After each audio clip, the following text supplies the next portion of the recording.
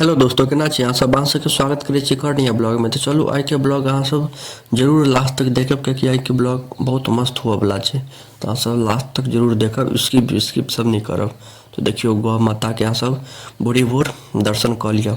गौ माता के खाना लऽ के आयल छी। देखियो गौ माता के मुँह के हिलाबै छी। बच्चा छै एखन, बाछी छै, एकर माय उम्हर छै। चलू मायो से भेंट कराय, पहले बच्चा से भेंट कऽ लियो। देखियो ई सब्जी जे काटल वाटल छै ओ लऽ के आयल छै, आ रोटियो छै। देखियो केना भूख लागल छै, से जाय नहीं दै छै उम्हर, चाहे छै हाथ से छीन के खा लिए।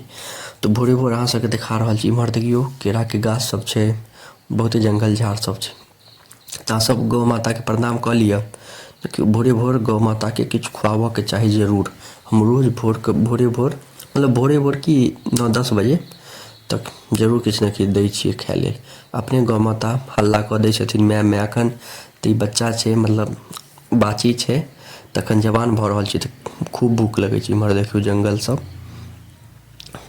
तऽ एखन बाछी छै, खूब भूख लगै छै, तऽ माँ करैत रहै छै।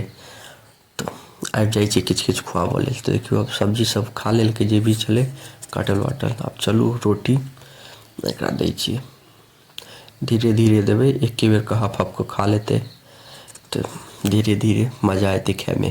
देखियो एते रोटी आयल छै लऽ कऽ, 2 गो देबै मायके, हिनकर माताके, और सब हिनकर एखन बड़का उम्र छै हिनकर, तऽ ज़्यादा भूख लगै छै बाछीके, बड्ड माय करैत रहै छै।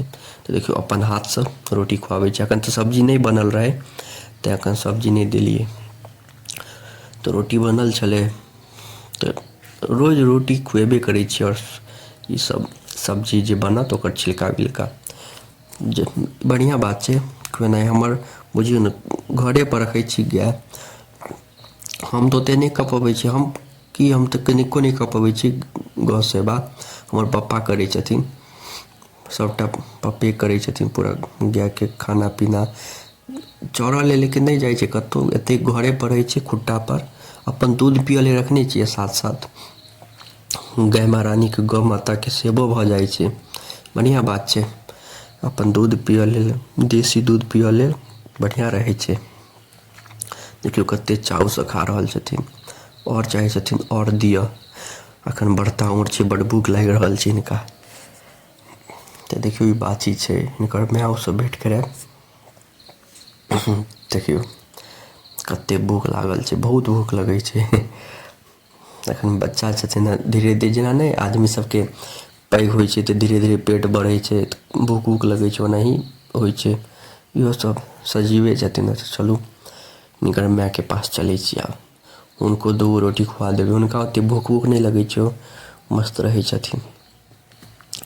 देखियो ई अपन सानी खा रहल छथिन, एहि हिनकर घर छै, एहिमे रहै छथिन। देखियो सब बर्तन भुस्सा आधा खत्म भऽ गेलै, आधा छै। देखियो खा रहल छथिन, आब देखलखिन, अब देख रहल छथिन, वीडियो बना रहल छै, तऽ वएह देख रहल छथिन। तऽ चलू हिनको दऽ दै छियै खाय लेल। पहले एगो रोटी, फिर एगो रोटी, आराम से खायके चाही, खाना जल्दबाजी में नहीं खायके चाही। तो देखियो ई तऽ तुरंते एके हप्पा में खा लेथिन। हिनका तऽ हाथ से खुआबहो में डर लगैए, कनिक ज़्यादा मरखा छथिन। तो देखियो अहाँ सब जरूर गौ माता के सेवा करब किछु ने किछु। अगर अहाँ सबके घर के पर नहीं है तो कतौ भी गाय महारानी या गौ माता मिले तो जरूर जाकर सेवा करब। देखियो बर्तन सब खाय वाला, ई हमर घर छै उज्जर वाला, यह घर ये हमर। ई कैंपस भऽ गेलै गाय महारानी के घर। तऽ अहूँ सब एनाही गौ माता के सेवा करब। तो एते देर तक देखो के लिए अहाँ सबके धन्यवाद। नीक लागे तो लाइक, कमेंट, शेयर, सब्सक्राइब जरूर करब। मिलै छी अगला ब्लॉग में। धन्यवाद।